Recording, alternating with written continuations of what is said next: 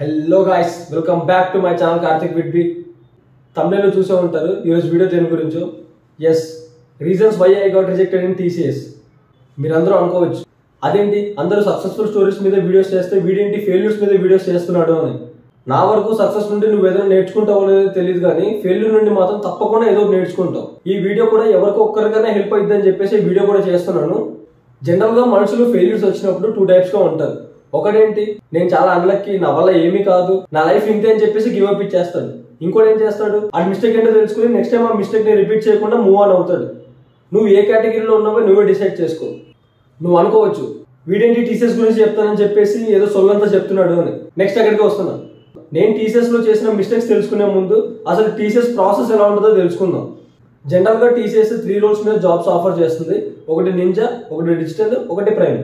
Ninja 3.6 LPA, digital 7 LPA, prime 9 LPA. TCS selection process అన్ని companies లో ఉండదు. దీనికి మనం సెంటర్కి వెళ్ళి ఎగ్జామ్ రాస్తాం. మాక్సిమం కంపెనీస్ ఎలా ఉంటాయంటే ఆన్లైన్ లోనే ఎగ్జామ్ రాస్తాం. బట్ టీసీఎస్ లో మాత్రం మనం సెంటర్కి వెళ్ళి ఎగ్జామ్ రాయాలి. మనం ఇంటర్లో ఎలా అయితే సెంటర్స్కి వెళ్ళి ఎగ్జామ్ రాసే వాళ్ళము, టీసీఎస్ కూడా సేమ్ మనం సెంటర్కి వెళ్ళి ఎగ్జామ్ రాయాలన్నమాట.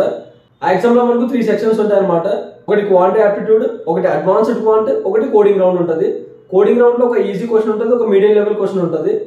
నువ్వు కోడింగ్ రౌండ్ లో 2 questions కి ఆన్సర్ చేస్తే నీకు ప్రైమ్ రోల్ వస్తుంది. నువ్వు ఒక్క క్వశ్చన్ కి ఆన్సర్ చేస్తే నీకు డిజిటల్ రోల్ ఆఫర్ చేస్తారు. నువ్వు ఏ క్వశ్చన్ చేయకుండా జస్ట్ క్వాంట్ యాప్టిట్యూడ్ మాత్రమే కరెక్ట్ గా చేస్తే నీకు నింజా రోల్ ఇస్తాడు. ఇందాక చెప్పాను కదా, మనం ఎగ్జామ్ సెంటర్కి వెళ్ళి రాయాలని. ఓన్లీ ఎగ్జామ్ మాత్రమే కాదు, మనకి ఇంటర్వ్యూస్ కూడా మనకు అన్ని ఆఫ్లైన్ లోనే జరుగుతాయి. సెంటర్స్కి వెళ్ళి ఇంటర్వ్యూస్ అన్నది ఇవ్వాలన్నమాట. ఇంకా నా ఎక్స్పీరియన్స్ గురించి మాట్లాడితే, నేను కూడా అందరిలాగా ఫ్రీయే కదా, ట్రై చేద్దాం, వస్తే వస్తుంది లేకపోతే లేదని చెప్పేసి నేను కూడా ట్రై చేశాను. బట్ నా లక్కొద్ది నాకు 2 కోర్స్ కూడా పాస్ అయిపోయాయి. నేను ప్రైమ్ రోల్కి అయితే నాకు ఇంటర్వ్యూ కాల్ అన్నది వచ్చిందనమాట. అరౌండ్ నేను ఎగ్జామ్ రాసిన ఒక 1 month తర్వాత నాకు ఇంటర్వ్యూ కాల్ అన్నది వచ్చింది. Around I think June 17th అనుకుంటా. ఆ రోజు నాకు ప్రైమ్ రోల్లో ఇంటర్వ్యూ ఉంది. అక్కడికి వెళ్ళి చూస్తే అక్కడ చాలా మంది సెలెక్ట్ అయ్యారు ప్రైమ్ రోల్కి నాతో పాటే. సో అక్కడ ప్యానల్ వైజ్ గా ఇంటర్వ్యూ రౌండ్స్ అనేవి జరుగుతాయి అనమాట. టీసీఎస్ ఇంటర్వ్యూ రౌండ్స్ ఎలా ఉంటాయంటే TR, MR, HR 3 rounds ఉంటాయి అనమాట. మాకైతే TR, MR ఒకటేసారి జరిగిపోయింది అండ్ HR అనేది సపరేట్ గా జరిగింది. TR, MR అన్నది ఎలిమినేషన్ రౌండ్ అనమాట. సో TR, MR మనం సరిగ్గా చేయకపోతే మన HR రౌండ్ కి క్వాలిఫై చేయరు. మనకు టీసీఎస్ లో ఇంటర్వ్యూస్ ఎలా ఉంటాయంటే నియర్లీ 40 to 60 minutes జరుగుతుంది అనమాట. నేను చాలా టెన్షన్ తో బయట వెయిట్ చేస్తూ ఉన్నాను, ఇంటర్వ్యూ ఎలా అవుతుందా అని చెప్పేసి. నాకు అక్కడ ఉన్న వాలంటీర్స్ కనపడ్డారు. వాళ్ళ దగ్గరికి వెళ్ళి లిస్ట్ చూస్తే, అంటే మార్నింగ్ నుండి ఎంతమంది సెలెక్ట్ అయ్యారని చెప్పేసి లిస్ట్ చూస్తే అక్కడ ఎలా ఉందంటే 10:2 ఉందన్నమాట. ప్రతి 10 మందిలో 2 మాత్రమే నెక్స్ట్ రౌండ్ కి సెలెక్ట్ అవుతున్నారు, అదే HR కి సెలెక్ట్ అవుతున్నారు. ఆ భయం ఇంకా కాస్త ఎక్కువైపోయింది. ఆ టెన్షన్ తో నేను లోపలికి అయితే వెళ్ళాను. నియర్లీ నాకు 1 hour ఇంటర్వ్యూ జరిగింది. ఇంటర్వ్యూ అయితే చాలా బాగా పర్ఫామ్ చేశాను. చాలా కాన్ఫిడెంట్ గానే నేను అన్నిటికీ ఆన్సర్స్ ఇచ్చాను.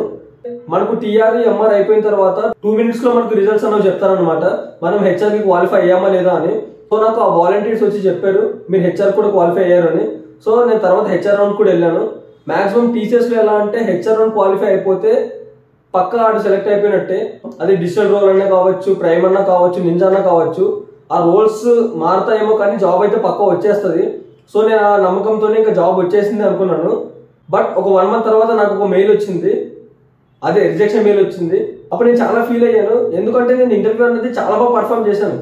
నన్ను అడిగిన అన్ని క్వశ్చన్స్ కి ఆన్సర్ ఇచ్చాను, నాకు ఇచ్చిన అన్ని కోడింగ్ క్వశ్చన్స్ కి నేను అన్ని ఆన్సర్ ఇచ్చాను. సో నేను అంత కాన్ఫిడెంట్ గా ఉన్నా నాకు జాబ్ వచ్చేస్తుంది అని. ఆ రోజు రిజెక్షన్ మెయిల్ రావడంతో నేను చాలా లో అయిపోయాను అనమాట. నేను ఇందాకే చెప్పాను, మనుషులు ఫెయిల్యూర్స్ వచ్చినప్పుడు 2 రకాలు అని. నేను ఆ 2వ టైప్ అనమాట. ఎందుకు మిస్టేక్ వచ్చిందో తెలుసుకొని నేను మూవ్ ఆన్ అయిపోయే టైప్ కాబట్టి నేను ఆలోచించాను అసలు టీసీఎస్ పోవడానికి కారణం ఏంటి అని. ఏ కారణాలు ఉండొచ్చు అని చెప్పేసి నేను ఒకసారి థింక్ చేశాను. ఆ థింక్ చేసిన ప్రాసెస్లో నాకు అనిపించినవి కొన్ని అనిపించాయి. అదేంటంటే, నేను కాలేజ్లో ఉన్నప్పుడు మంచి ప్రాజెక్ట్స్ చేయలేదు. నేను కాలేజ్లో చేసిన మైనర్ ప్రాజెక్ట్స్నే నేను నా రెజ్యూమేలో పెట్టుకున్నాను. So that is the biggest reason. మీరు కూడా మీ స్కిల్స్కి ఎంత అయితే ఇంపార్టెన్స్ ఇస్తారో మీ ప్రాజెక్ట్స్ కూడా మీరు అంత ఇంపార్టెన్స్ ఇవ్వాలి. చాలా మంది నాలాగే ప్రాజెక్ట్స్ మీద ఎక్కువ కాన్సన్ట్రేట్ చేయరు. నేను తర్వాత రిగ్రెట్ ఫీల్ అయ్యాను. మీరు ఆ రిగ్రెట్ ఫీల్ అవ్వకూడదు అంటే ప్రాజెక్ట్స్ మీద కూడా మీరు చాలా కేర్ అన్నది తీసుకోవాలన్నమాట. చాలా మంచి ప్రాజెక్ట్స్ మీరు రెజ్యూమేలో మెన్షన్ చేయాలి. నేను చేసిన ఇంకో మిస్టేక్ ఏంటంటే సెల్ఫ్ ఇంట్రోలో అడ్డమైన గడ్డి యాడ్ చేయడం. నేను ఇప్పటికీ చాలా వీడియోస్లోనే చెప్పాను, self intro place a major role అని. ఆ విషయం నాకు నా టీసీఎస్ ఇంటర్వ్యూ పోయినప్పుడే అర్థమైంది. సో ఇవన్నీ మైండ్లో పెట్టుకొని నీ ఇంటర్వ్యూకి నువ్వు ప్రిపేర్ అవ్వు. All the best for your interviews.